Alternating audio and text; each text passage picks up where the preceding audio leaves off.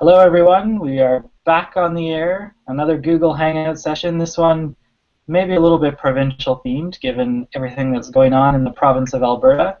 But we're happy to be back on the chat. So my name's Mac. I'm Master Mac on Twitter. I write usually about City of Edmonton municipal politics, but I pay attention to the AB Ledge feed. And with me are Dave and Ryan. So Ryan, do you want to introduce yourself? Hey everybody, thanks for joining us again. My name is Ryan Hastman.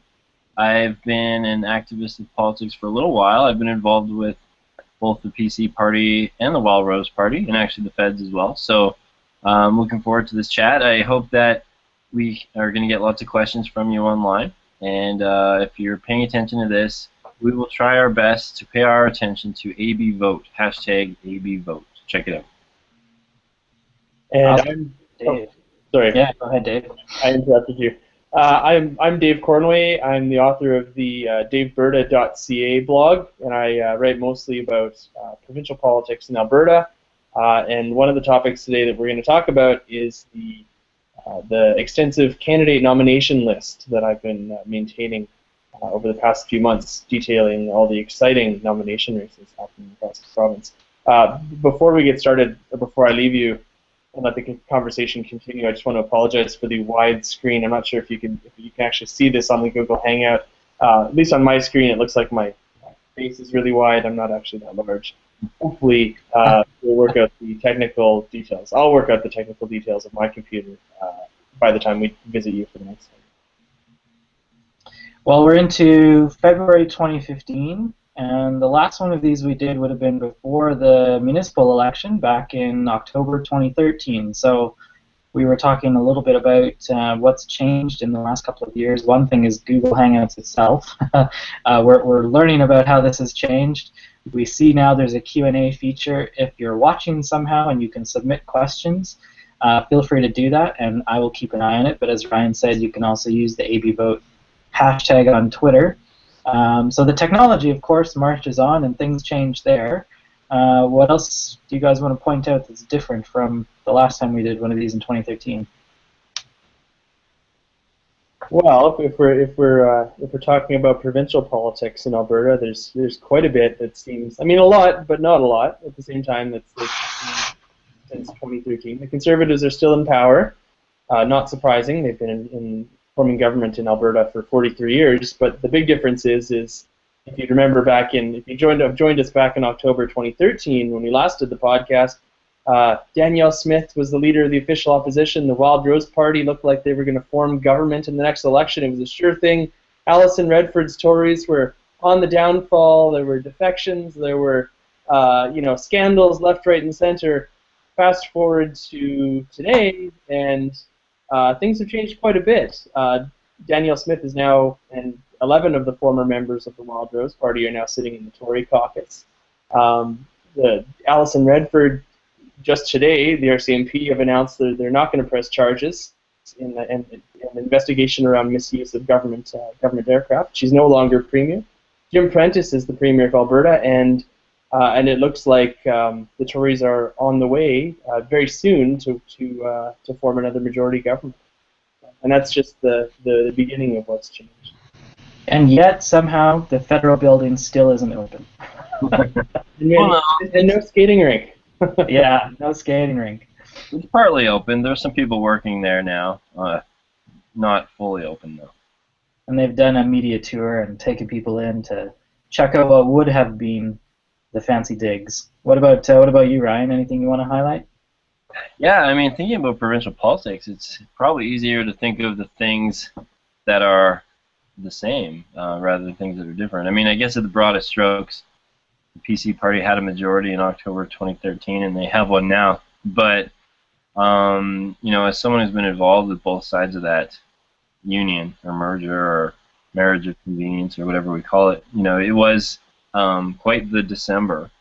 You're seeing not only Danielle Smith, but as Dave mentioned, I mean, there's 11 of them over there now, and there's other pictures as well that have changed on the progressive side. Raj Sherman is now the campaign manager for his party, which is interesting, and maybe we'll get to. Rachel Notley is the official leader of the NDP. You know, the Alberta Party has seen some change. Among them, I believe he might have even been president right around October 2013. My timeline could be wrong, but Chris Labossiere is now running for the PC party. So, although you could make the argument nothing's changed, you could also make it that just about everything has changed. So, many of the, I guess, the places have changed and where people sit. I think it's a totally different government. I think it's a different political climate. You know, obviously we're seeing a plummet in the oil price and all the everything that means. So, you know, I think this premier, and again, I'm a partisan. I'll just say that at the front. I am a conservative, so I think he's making some of the tough calls that need to be made. But we'll see. I mean, it's all theoretical until people have to start paying healthcare premiums or what other measures. So, yeah, never a boring moment in AB Ledge. Yeah, definitely. You mentioned the oil prices. I, as I mentioned, pay pretty close attention to municipal politics, and going through my list of what's coming up at council next week and reading through all the reports, it's very common now to see the provincial situation or the funding situation has changed. Like, it's made its way into all of those civic reports now too, right? So it's having a big impact and something people are talking about all the time. So we could cover health premiums, we could cover taxes, all that good stuff tonight. But I guess maybe the next most obvious question is, because we're having this hangout, because people are talking about AB vote, I think people feel like an election is coming. Should we make a bet on when? Anyone have a suggestion? Well, that depends when the government drops the writ, when they call the election. Elections in Alberta are 28 days, according to the Elections Act, and traditionally, at least in the past, I think 4 or 5 elections have been held on Mondays, but that's not always the case. Elections have been held on Tuesdays and I think on Wednesdays in some cases, but more recently it's Mondays. But there's nothing in the law that says it needs to be held on the Monday. The question is what does the government do around the provincial budget? Now, there's been a lot of speculation that the Tories may table a budget and then drop the writ and call an election right then, and then use the budget as kind of their de facto campaign election platform. And that's been done in the past. The Conservatives did it. I think they did it in 2008, and they did it into the 1997 election. And it's a pretty common practice for governments. So that wouldn't be too much of a surprise. But the question is, when are they going to table the budget? The government House leader Jonathan Dennis said in a press release a few weeks ago that the budget would be expected to be tabled in sometime near the end of March. Traditionally, but not always, the budgets have been tabled, at least recently, the budgets have been tabled on Thursdays. So if say the budget was tabled on, I think it's the 26th of March, and the election was called right then, I think someone looking at a calendar can correct me, but I think it's the 26th of April might be the election, the 8 days later, or something right around there. Yeah, the Mondays are either the 13th, the 20th, or the 27th. I think it's the 27th, then, if that's the case, if I have my math correct. Yeah, I think that's a reasonable bet. Yeah, but then the other, and these are my 2 scenarios. If the election actually does happen in the spring, which all the signs point to. Right after the 26th of March, there's 2 weeks of what's called constituency break, where the legislature, the MLAs break for 2 weeks. They go back into their ridings, into their constituencies across the province. And I mean, looking at that strategically, it would be a really good opportunity for the Premier and for cabinet ministers and MLAs and new candidates to travel the province and talk about the election, basically sell the election, and also give new candidates, PC candidates, time to organize. And I'm sure the opposition parties would appreciate the extra couple weeks. Some of them need a leader. One of them, anyway. Well, two of the parties need a leader right now. That's right. Yeah. The Wild Rose Party, Heather Forsyth is retiring still, I believe, is the interim leader, and then the Liberals, who have David Swan as their interim leader. I mean, it looks like if the Tories decide to, plow forward with this election, that the two of the main opposition parties won't actually have their permanent leaders when they go into the leaders debate, which is totally unusual. And Yeah, like, is there a precedent for that? Oh, an opposition leader pre-retiring before the writ is even called? Like, it's bizarre. it's totally strange. Could they just drop the interim at that point if it comes to that, or? Well, but she's not running for a seat, so Okay. I guess theoretically, if they form government, she'd probably be pretty tempted to find a by-election. But if I was a donor or a volunteer or anyone else involved in the party, I would find it a little bit, I guess, disappointing or hard to get excited when, nothing against Heather Forsyth, but when your leader herself has already said she's leaving, it's just, I don't know how it's possible. I think they're going to have to speed that timeline up. But on the other hand, if they're looking at the end of March, that's in a month. So I don't know what choice they have. Yeah, and we should say that, I mean, the important a point to remember while we're having all this discussion about a spring election is that Alberta does have a fixed election law, which says that the elections, it's basically a suggested thing that the elections should be every 4 years in a 3-month period. So that would set the next provincial election supposedly in between March and May of 2016, if we're going from the last election. Now, the PCs passed this law back in, I think it was 2011 or 2012. So it's a very recent law, so it's kind of a very recent promise. What do you guys think about about having the election early when the PCs had already promised through this law to have the election in 2016? Well, I guess, I might lose some brownie points with both of my conservative parties, but I think fixed election laws are silly. I mean, it's just not how our system works. I've seen other people articulate it a bit better, but the whole point of the parliamentary system is that leaders govern, with the blessing of the House. And so to try to impose this artificial calendar on it it's silly. So, in both federal and provincial legislation, it says that there's nothing keeping from the lieutenant governor, or the governor general to call an election. It was done for political reasons. Personally, there's a lot of things like that we have tried to implement that just aren't a good fit. But, people said Stephen Harper would pay a price for doing this in 2008. Everybody was pretty upset for about 12 hours, and then voters move on, media moves on. I think we've seen here in Alberta that the typical voters, Henry and Martha, aren't that concerned with what happens under the dome, even when it's much more interesting than a fixed election promise. So if I was the premier, it wouldn't factor in at all. Fixed election or not, it's been pretty interesting times in Alberta. I had to load up the Wikipedia page because I wasn't sure, and Wikipedia tells me that Nova Scotia is the only province without fixed election date legislation. Really? Wow, that's a little surprising. That's hard to believe. Alberta passed in 2011. British Columbia was the first to adopt it in 2001. Manitoba 2008. New Brunswick 2007. Kind of all around the same time, looks like. It was pretty trendy, I think, at that period. Yeah. I guess I'm kind of with Ryan on this issue. I mean, the fixed election, it's kind of one of those silly pseudo-populist items that gets picked up and is a really popular item to kind of put on your election platform and talk about when you want to talk about how, for example, how corrupt the current government is, and you're the opposition party about to form government.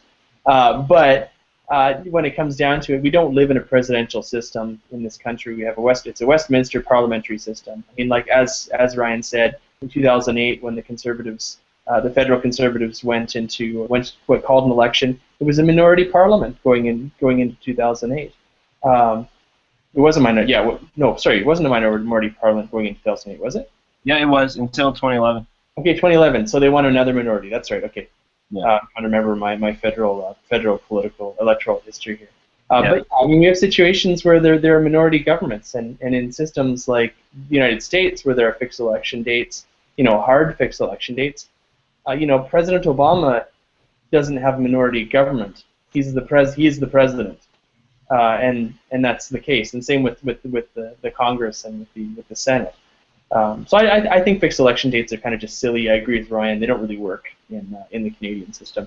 I mean, I think they're, you can make the argument that they're a good idea, but I don't think they're really functional. So trendy, but perhaps not effective. So Ryan, it sounds like you agree with Dave's assessment about when we might have the writ dropped. Well, you have to think it's going to be soon because of the way he pushed the premier pushed his own party. All of a sudden you saw these emails out from the PC executives saying nominations are happening. They're happening now. Everybody get ready. They're doing Super Tuesdays. They're really pushing pretty hard. It would be an interesting decision to back away. I mean, I guess they'll still be able to make the decision based on what's in their best interest at that time, but it doesn't seem like they're bluffing to me because, again, they're forcing all these nominations to happen. So the other parties are gonna, they're gonna complain about it, and they're gonna have outrage, and they're gonna yell. But I just don't think that's gonna matter. I think, you're seeing the NDP. They sort of criticized it for a while, and they probably still are, but then they also just got down to the business of nominating people. So the other parties, of course, don't have leaders, so I guess it's not really a fair comparison, but I think the other parties would be wise to assume it's happening on the dates that we've talked about, and if you're a candidate out there, it's time to treat it as though you're in the writ now. Yeah. So let's talk about nominations then. If it's imminent, like we say, there's lots of people starting to be nominated. I'm looking at this fantastic list of candidates who have been nominated, run by this blogger you might know named Dave Berta. Dave, do you want to tell us a little bit about your list? It's daveberta.ca/Alberta-election. Yeah, there on the list you'll find all the nominations that I'm aware of in all the 87 constituencies across Alberta. Just for those who aren't familiar with how parties choose candidates, they go through a nomination process. And it's a little different. The rules are a little different in every party, but generally the way it works is if there's more than one candidate who will put their name forward to be the say the Conservative or the PC or the NDP or the Liberal candidate in an election. If there's more than one candidate, there'll be a race among people with party memberships inside a riding on the election day, and the person who wins the election, the nomination election, becomes the candidate. One of the interesting things we've seen here is even though there've been, there's this kind of narrative around renewal in the PC party, we've seen a ton of acclamations of incumbent PC MLAs. I think on my list right now, I think there are 32 or 33 PC MLAs who have been acclaimed. 33. Yeah, 33, and you have 93 total across all the parties. Yeah, so we still have quite a few nominations to happen. So most of the PC MLAs who are running for re-election, almost all of them have been acclaimed so far. There've been two new candidates who have been acclaimed: Terry Rock running for the PCs in Calgary Buffalo, and Peter Brown running for the PCs in the Airdrie riding. But the PCs, the PCs are going to have a huge head start. I mean, organizationally, as the governing party, and now with the Wild Rose Party, you could argue a bit in shambles. The PCs are going to be able to nominate all 87 candidates, or very close to 87 by the end of March. So the other parties will have a hard time catching up. Though it is interesting to see that both the Wild Rose Party and the NDP have, I think, just under 30 candidates nominated, and a bunch of nomination races are already scheduled. So I would definitely imagine that we'll see the Wild Rose Party and the NDP field candidates in all 87 ridings. One of the interesting questions is whether the Liberal Party will be able to nominate 87 candidates. Will they be able to contest every single riding? I think it's been a while since the Liberal Party hasn't been able to.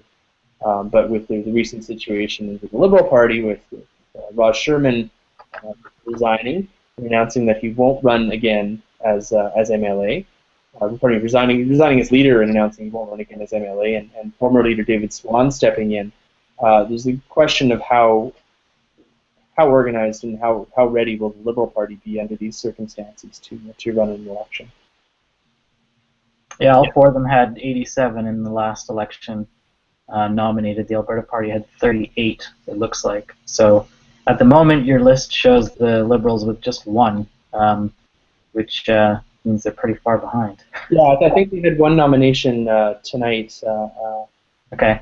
Calgary Varsity, and they've actually scheduled a few. I got an email from the Liberal Party today announcing they scheduled, I think, 7 nominations in Calgary, and they have a bunch around the province. So they're starting to move as well, but definitely behind the 8 ball on this one.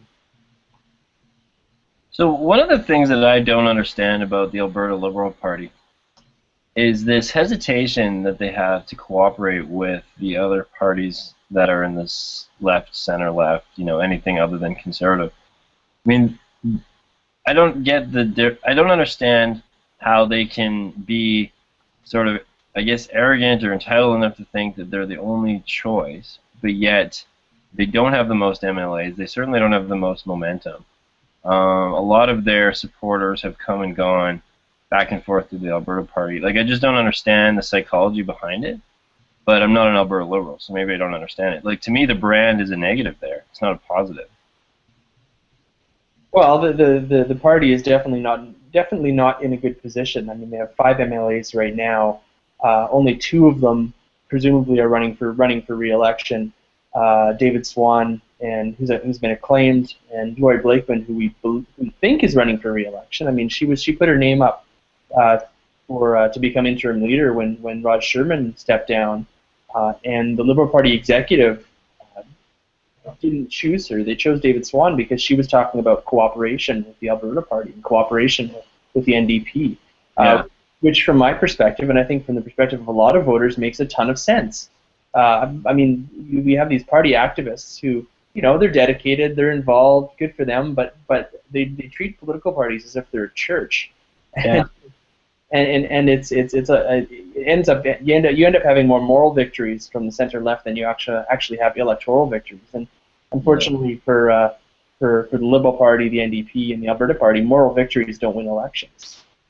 Yeah, I mean, as a partisan, as a big C conservative, keep splitting the vote. I don't understand it. There's a federal precedent for this. It's not exactly the same, but when we see someone like Lori Blakeman, who would probably in a blind taste test could be mistaken for a New Democrat, and I'm not making a value judgment. I'm just saying she probably would fit in just fine over there.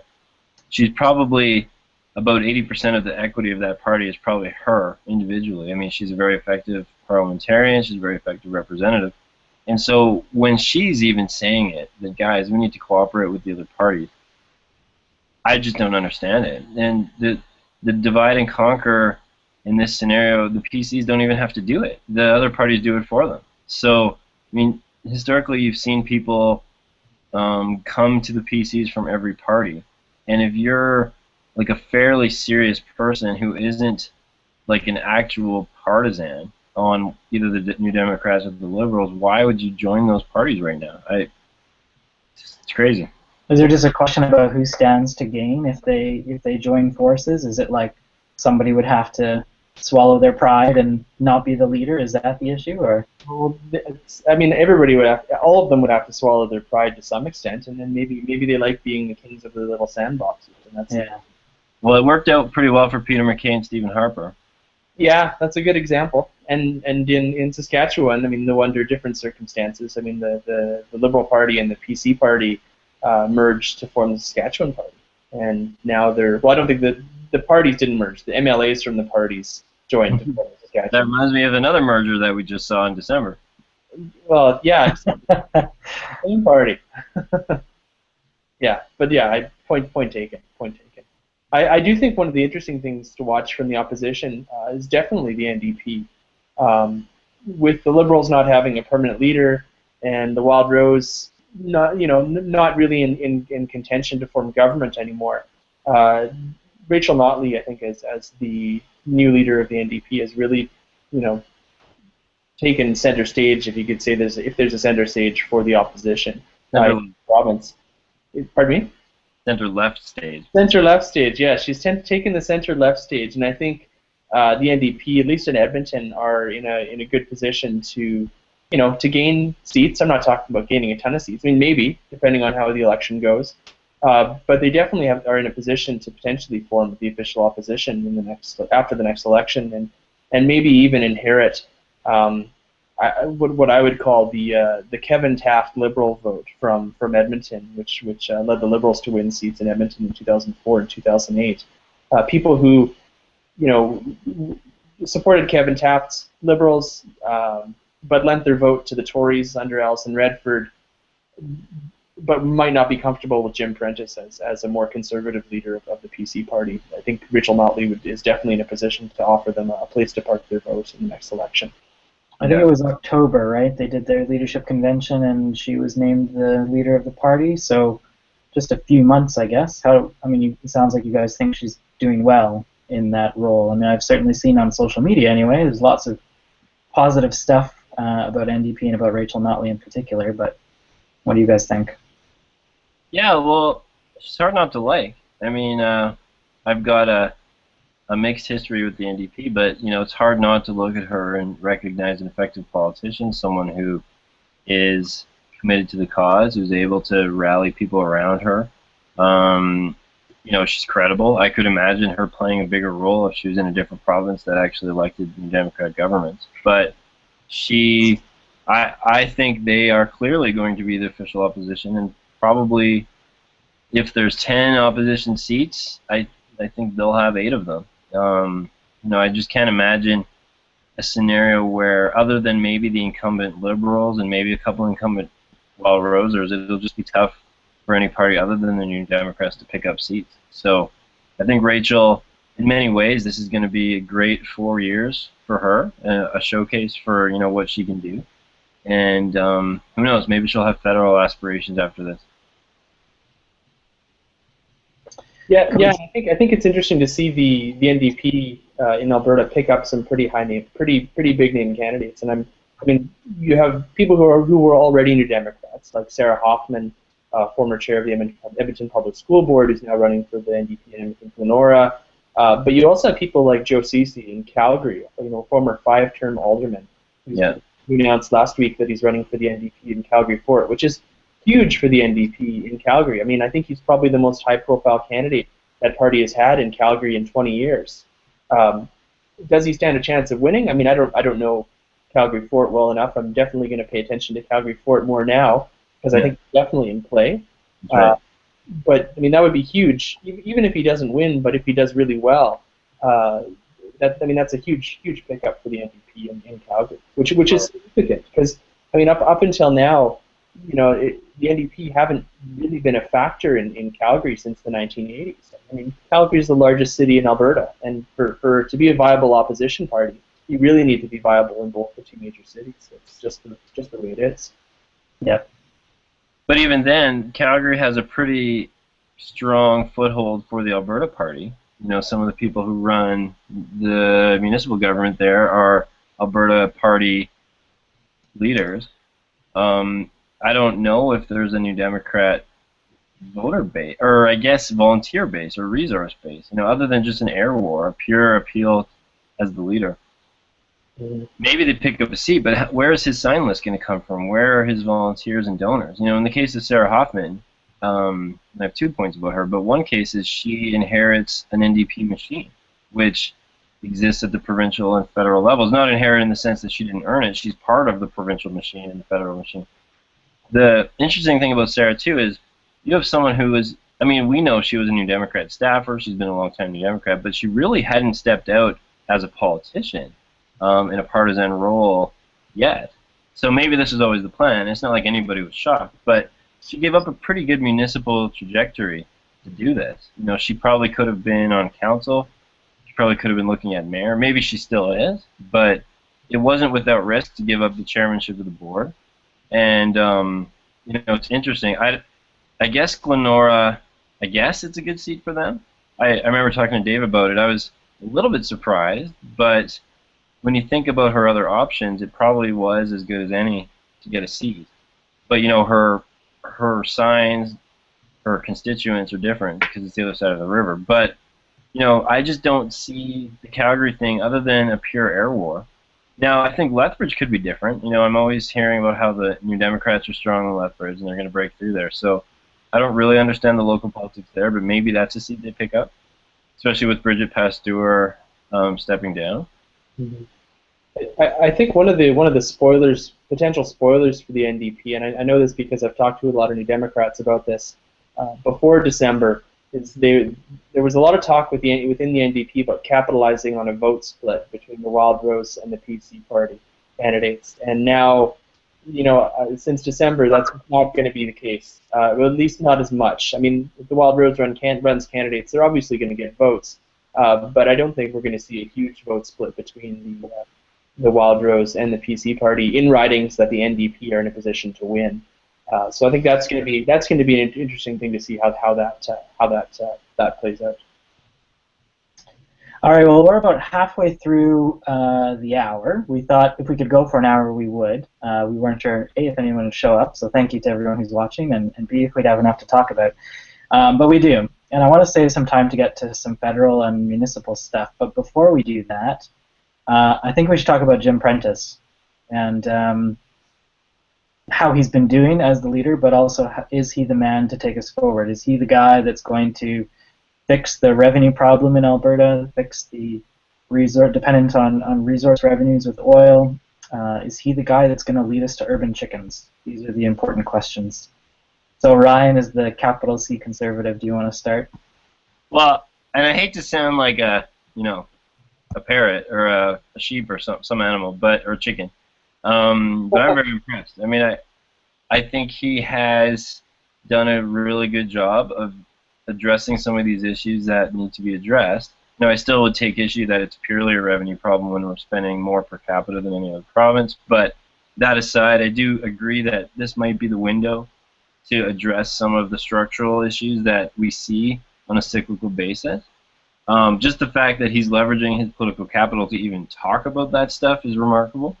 He, other than the GSA episode, which technically happened when he was out of town, you really haven't seen that many stumbles. Like, from a conservative point of view, he's vacuumed up basically all the activists on the right of the party, including the MLAs, and he's also still allowed for most of the progressive conservatives to be there as well. So, I mean, well, he hasn't stumbled, but to be fair, the bar wasn't set very high, right?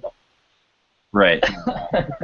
And I think that if you look at the 87 MLAs, I think the one that should be premier is pretty clear, and it's the right guy, and I think he just continues to make the case. And you hear rumors that internally they're looking for some renewal. All of the acclamations notwithstanding, I think some of the outgoing cabinet members, other things like that, shows that he's serious about turning the page. It'll just be an interesting thing to see if they fall on a budget or if they don't, what happens in the meantime. If they go until the next fall and oil continues to plummet, it could be a different scenario. So if I was advising the premier, I would probably pull the plug tonight. I mean, you just don't know what's going to happen, and you're in a better position than your opponents. So you take your chances if it was me. What do you think, Dave? What's your assessment of the Premier Prentice? Well, for me, for the large part, I think the jury is still out. He's definitely brought a different style from the previous premier, definitely more of a command and control style, which, comparing that to the previous PC party leader and an administration which was totally chaotic, it's definitely, it's not, well, it's boring, but it's interesting in different ways. We're not seeing daily scandals, we're not seeing daily leaks, ministers talking off the cuff, press secretaries getting into extended day-long Twitter battles with the opposition staffers. So you get the feeling that at least politically the adults are back in charge in the PC party. It really went off the rails while Alison Redford was premier. Yeah. That said, I think there's questions about whether whether Alberta can actually fix this revenue problem. And I mean, Ryan mentioned spending. There's a spending problem. Well, I think there's always efficiencies you can make in any organization, and I don't think government is exempt from that. But I think realistically, I mean, the problems that the government of Alberta says it's facing right now has to do with our dependence on natural resource revenues. And the fact that, I mean, number one, we're collecting very low resource royalties compared to a lot of other oil-rich jurisdictions in the world. And the fact that at the same time, we have a very low taxation rate in this province. So I think the figure was that taxes in Alberta, personal and corporate taxes in Alberta, were about $11 billion lower than the second lowest province, which is, I think, British Columbia. So we could arguably, I mean, there's obviously this would have an impact that might impact the amount of revenue we bring in, but on paper we could probably, you could make the argument we could raise taxes by $10 billion, and we'd still have the lowest taxes in Canada. So I think this is a real opportunity, and I really hope that the government takes this as an opportunity to really reassess how we look at revenue, because we go through this cycle in this province where, when the boom times are good and oil's at $120 or $140 a barrel, it's just an embarrassment of riches. And then oil drops to $50 a barrel, and everybody's running around with their hair on fire, and we're pleading poverty, which is totally not a way you should run anything, whether it's a business or especially a government, especially a government like Alberta, where we really should know better, because when times are really good, we have the opportunity to plan for when times are going to be bad, because we know that the price of oil is going to go up, and we know the price of oil is going to go back down again. It's just a matter of when, and we don't know when the price of oil is going to go back up again. But hopefully now we can actually maybe deal with this issue.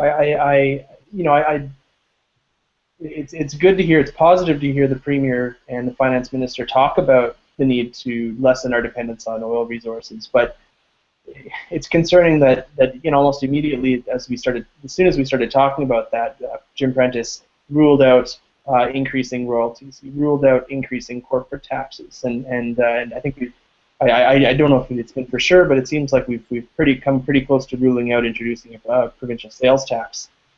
So the question is where do we, you're ruling out all these key ways you can actually deal with this revenue issue, and I'm not saying we should increase corporate taxes by 100%. That's just, or by 500%. That's unrealistic. But to actually increase it, so we can actually depend on our other revenue sources. So we can for example, put natural resource royalties towards saving for the future, for example, or putting it into something like the Heritage Fund, or something like looking at Norway, which I know is definitely not a perfect example, but Norway has a $900 billion petroleum fund, so that future generations can benefit from the wealth today. So that's my extended rant. I think there's a lot of opportunity. I'm disappointed that the Premier seems to be ruling out some key options already. I'm worried that we won't actually change anything, and that by the time we finish this discussion, the price of oil will be back up again, and happy times will be here, and we won't actually change anything. So. Anyway, that's my take. So Ryan, I know you have a follow-up point. I just want to throw one more thing on the table. Well, first of all, I should say Norway is like the darling of the AB Ledge Twitter sphere. I see that same infographic show up in my feed like multiple times a day. It's always there. But I read Dave's post about Groundhog Day. I love that movie. Same discussion again and again. I guess that's my main question about Jim Prentice. I think he's savvy. I think he's done some really intelligent things. I think the way he's gone about his business has been obviously very different than Premier Redford, but it's not the first time that we've had these conversations, right? And people have talked about improving either the revenue or the cost side of things many times before. Why is it going to be any different this time?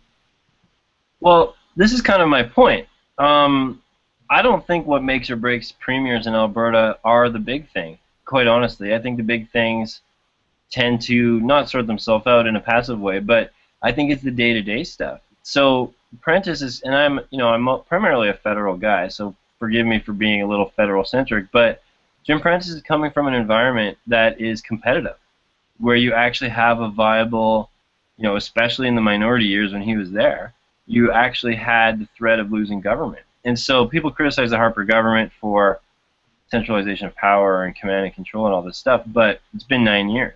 In many ways, many people thought Stephen Harper would never be prime minister, and then they thought he would never last.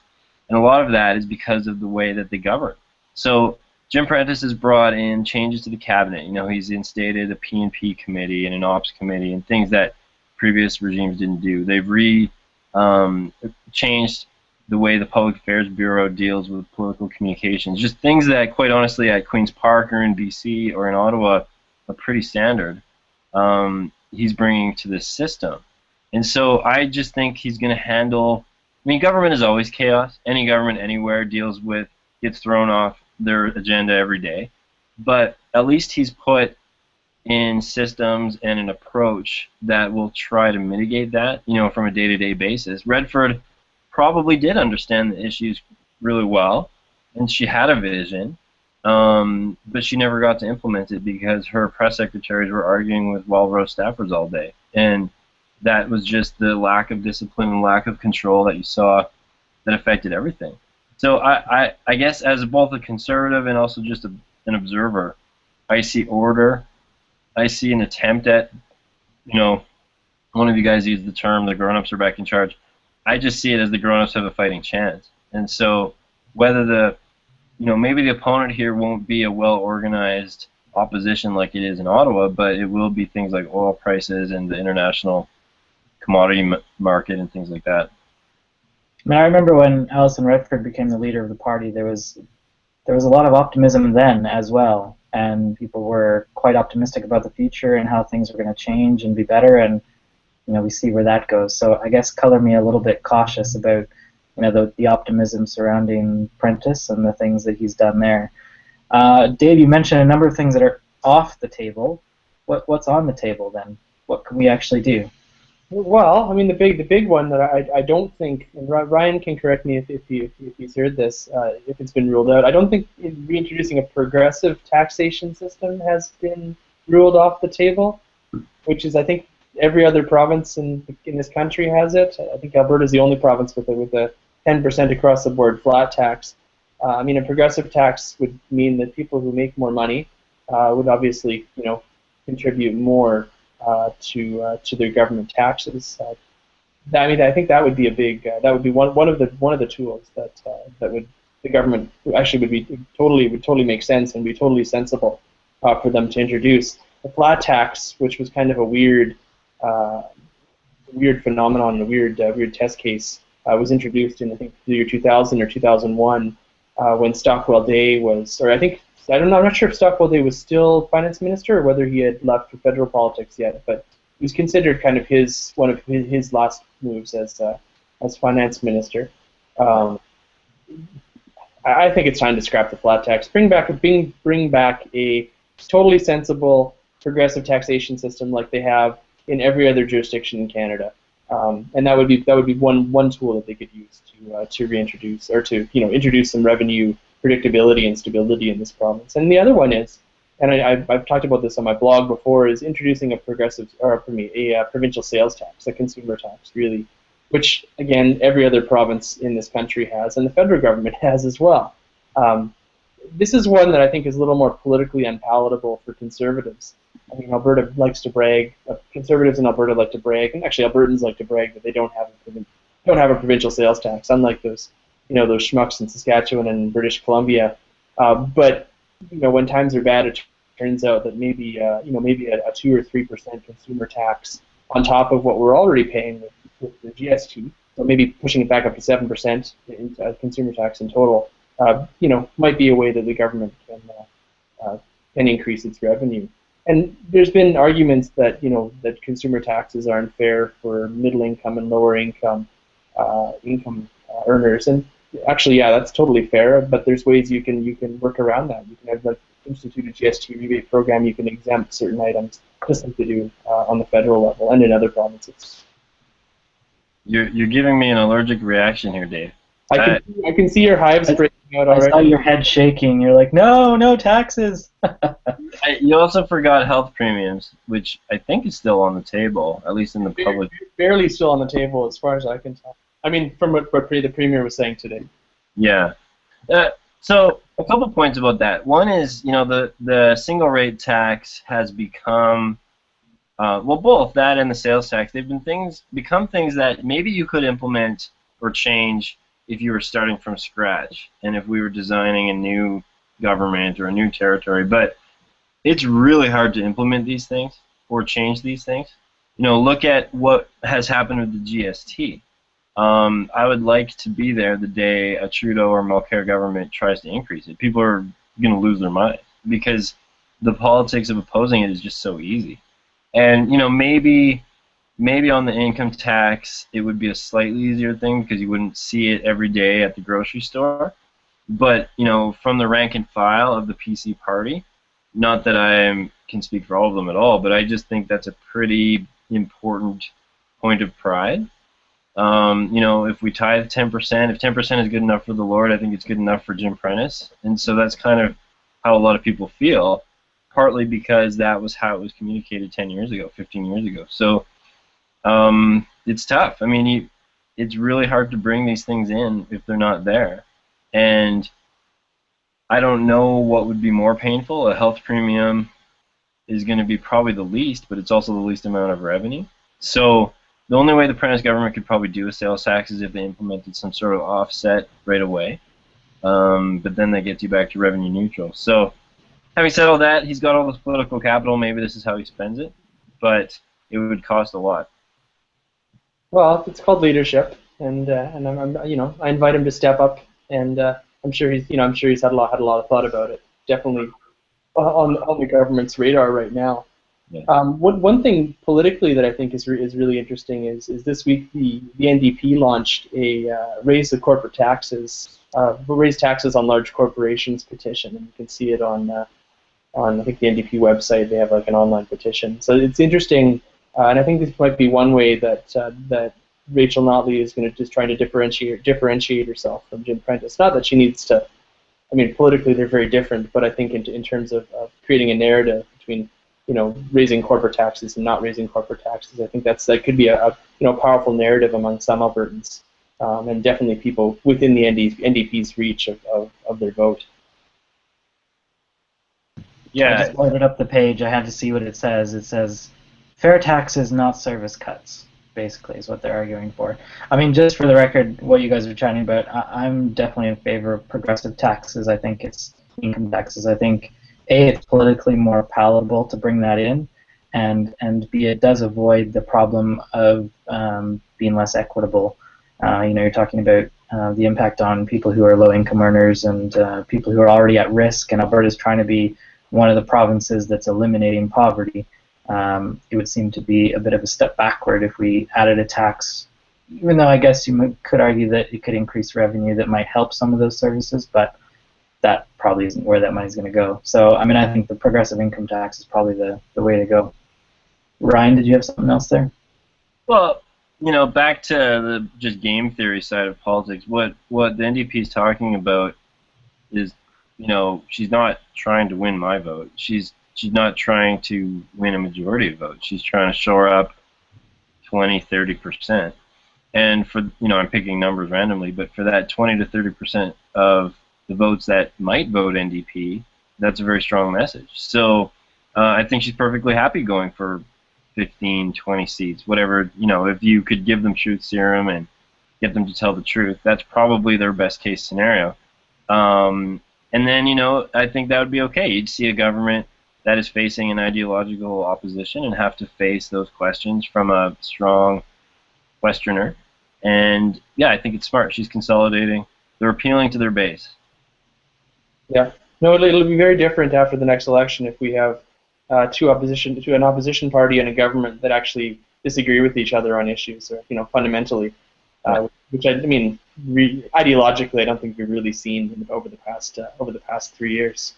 No. So in our final 10 minutes, maybe we'll switch gears. But just before we do that, anything else you guys want to say on provincial election or politics before we close it? You guys happy to chat federal? Okay, let's chat federal municipal. One of the things that was most interesting to me was Amarjeet Sohi potentially giving up his council seat to go run for the Liberals in the federal election. What do you guys think about that?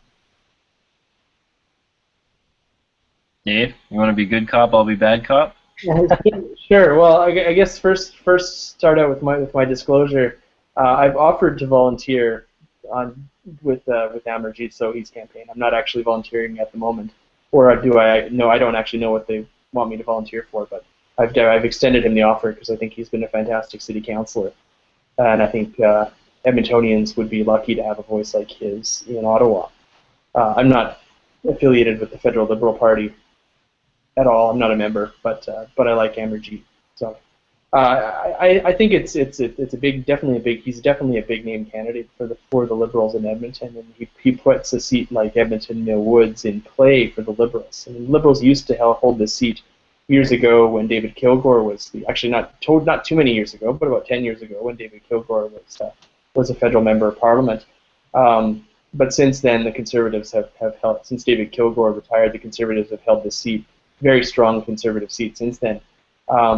But I think with the Liberals doing well nationally, with a big name candidate like Amarjeet Sohi in Edmonton, I think that I'm not saying that he's definitely going to win. It's Alberta, so the likelihood is the Conservative is going to win. But I think Amarjeet Sohi definitely has an opportunity, and definitely has a chance, especially if the Liberals do well nationally in the election, and there's a perception of some kind of wave. I think he would definitely do well.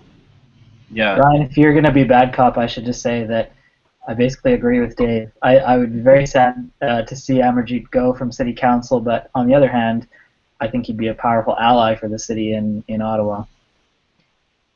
Yeah, and disclosure first, I am a active partisan federal conservative, and I've campaigned in Mill Woods, Beaumont, and now it's called Mill Woods. But so I guess objectively first, I'll try to be objective and say that yeah, absolutely, he's a dream candidate for the Liberal Party. I mean, he is a highly respected city councillor. Everyone was surprised he didn't run for mayor. The issue with from a strategy point of view, the issue with Amarjeet Sohi is that he is very, very, very political. Like, typically municipal councillors get into it wanting to serve the community and wanting to do things, not necessarily because they love the blood sport. And Amarjeet Sohi does a good job of not really ever looking like he loves the blood sport, but we know he does, and we know he's very effective at it. So, he came up from the ranks in a union. He certainly understands some of the different ethnic group politics that riding just has that are different than other ridings, and so from a objective point of view, he definitely is a threat. He definitely puts that seat into play. If I put my partisan hat on, the argument that we're going to make, and Tim Upple's a friend of mine, and he's a nice guy, and he's a member of the cabinet. So, you talk about giving Edmonton a voice and having representation at the table. Well, you have a cabinet minister now. And Tim Upple has done a great job reaching out to communities that historically haven't been reached out to, with his roles with immigration and his role with culture. But more than that, he is a voice for Edmonton. At the cabinet table, he's a voice for Edmonton regionally. So Tim is also pretty good at local politics and some of the local politics of that riding. So I agree, it puts it in play. No one would have been talking about Mill Woods had Amarjeet Sohi not put his name forward. And I guess we'll see. But one other thing it does is it spreads the Liberals out a bit. So they were going to be doing very well in centre, certainly. Maybe Strathcona, maybe Breesbaugh, I guess. But now they're going to be sending volunteers down to Mill Woods as well. So if you're them, maybe you only want one seat here, because if the Trudeau party does well and they form government, all you need is one here. I don't know. Okay, that makes sense. Any other federal election discussion points you want to raise? Well, I think one more. Well, I mean, there's a couple that it's Alberta, right? So most of the seats are going to go Conservative, but that doesn't mean there aren't going to be some interesting races. I think it's going to be very interesting to see whether the NDP can hold the vote, the kind of the ripples of the orange wave that made it out west from the last federal election. As we know, Linda Duncan is the only NDP MP in Alberta. We've seen in a number of by-elections. I think there have been 3 or 4 by-elections since the last federal election here in Alberta, and in each of those by-elections, the NDP vote has completely collapsed since the last federal election. So the question is, was the NDP's boost in support in Alberta, and really you can make the argument across Canada, but we're talking about Alberta here.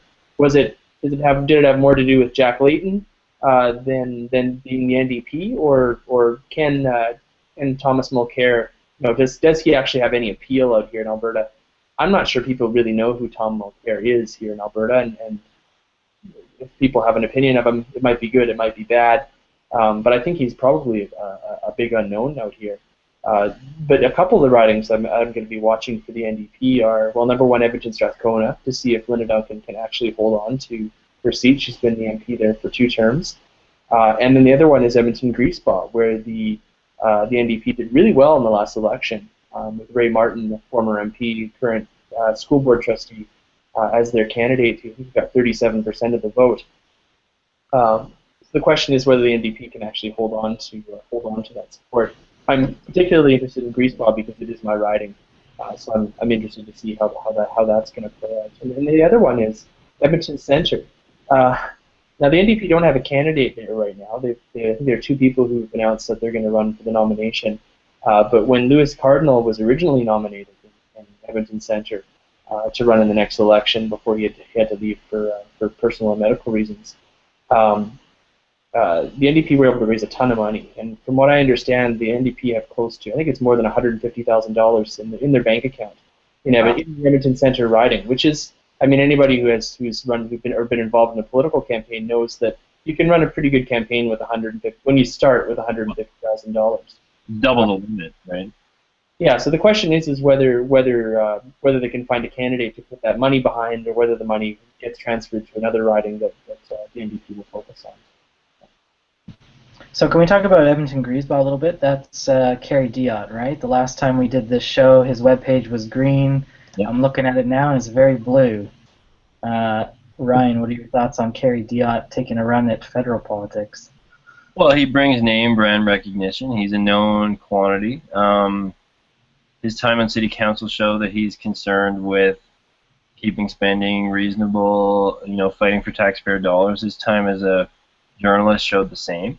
Kerry works really, really hard. We've seen that throughout his political career, that the guy is definitely not afraid to get in there, roll up his sleeves, and get his hands dirty.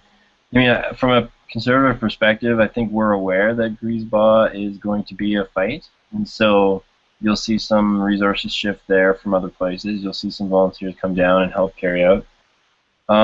Keep in mind, we won it by a bigger margin than Linda Duncan won Strathcona. I think Goldring got 56% or something. So in other places, a 56% win. Well, Doug Horner, I just checked it today on the provincial side. Doug Horner got 56% last time. So it's all relative. By Alberta standards, Griesbach might be trouble for the Conservative Party, but if it was an Ontario seat, I think we'd be looking at it saying it's looking pretty good. So we shall see. Again, it's interesting. What might help the Conservative Party lose Griesbach would be a strong NDP, but then that would help them keep Mill Woods or pick up Strathcona. So because of the 3-party dynamic in Edmonton, you really don't have places where both the Liberals and the New Democrats are strong. Maybe Centre would have been, but instead I see ridings where it's one or the other. Yeah, the NDP are definitely going to, in Edmonton, definitely going to pour we've seen them pour their resources into Griesbach and into Edmonton Strathcona. I know Janice Irwin, who's the NDP candidate here in Edmonton Griesbach, has been out door knocking for the past year. So she's been out in the community and is visible. I mean, as a first-time candidate, that's really what you need to do. But as you said, Ryan, even though there was a strong riding for the NDP, or strong results from the NDP in the last election, the Conservatives still won more than 50% of the vote in Griesbach, which in Alberta terms makes it a marginal riding. Yeah.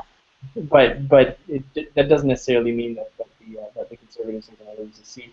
I think it'll be interesting to see how Kerry Diot performs during the election, and if he wins as an MP.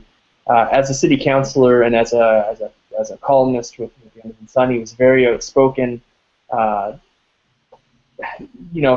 Said some things that weren't too popular during the mayoral election. Took some positions that probably weren't too popular, and probably didn't help his campaign when he was running for mayor.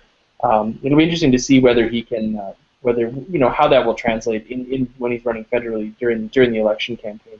Is he going to be, do the things that he's well known, a little more well known for. You know, making some outrageous claims and that kind of thing. Outrageous. I'm thinking Diot or Detroit. Isn't that the municipal election? If we didn't elect Diot, it's Edmonton was going to turn into Detroit. So I mean, journalists and municipal politicians both struggle with party politics for some of these same reasons. You know, in both journalism and municipal politics, you're paid to have opinions that get attention or that are different, and party politics is just not that way, whatever party it is. So in the same way that it's going to be interesting to watch Stephen Mandel under a party whip, it would be interesting to see Kerry Diot. But I don't think that his positions have been outrageous. I just think he's been prepared for a fight. So maybe that's what it'll take in Griesbach. I'm not sure.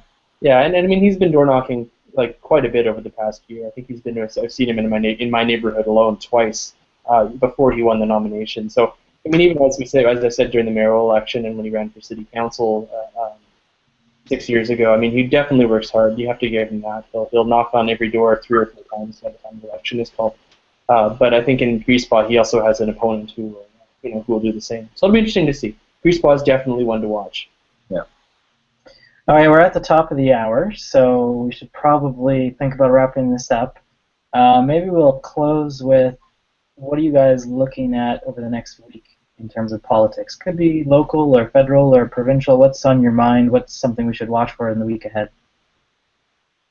Well, tomorrow here in St. Albert, the other St. Albert riding, St. Albert Spruce Grove, they're doing a PC nomination for Doug Horner's old seat, which is got to be about as close to a safe seat as you can possibly hope for. So there's 3 candidates. The interesting thing about it is they're all from St. Albert, even though St. Albert is not the majority of the population here. So that's happening tomorrow. If anyone's watching, vote Russ Matichuk. But by this time tomorrow, we'll know. And so that's where I'm going to be watching. I'll be watching the nomination races as well for the PC, the PC ones this weekend, and other candidates stepping up next week. I'm also looking forward to seeing to hearing what trial balloon the provincial government releases next week on revenue, because it seems like every week they're releasing a new trial balloon. This week was healthcare premiums.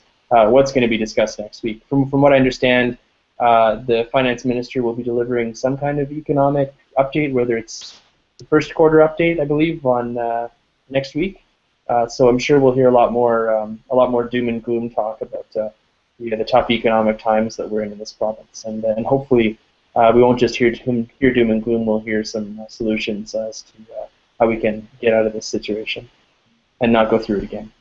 What about you, Mac? That would be nice. I'm going to be looking next week at council, as I usually do, and one of the things that's on the agenda is online voting.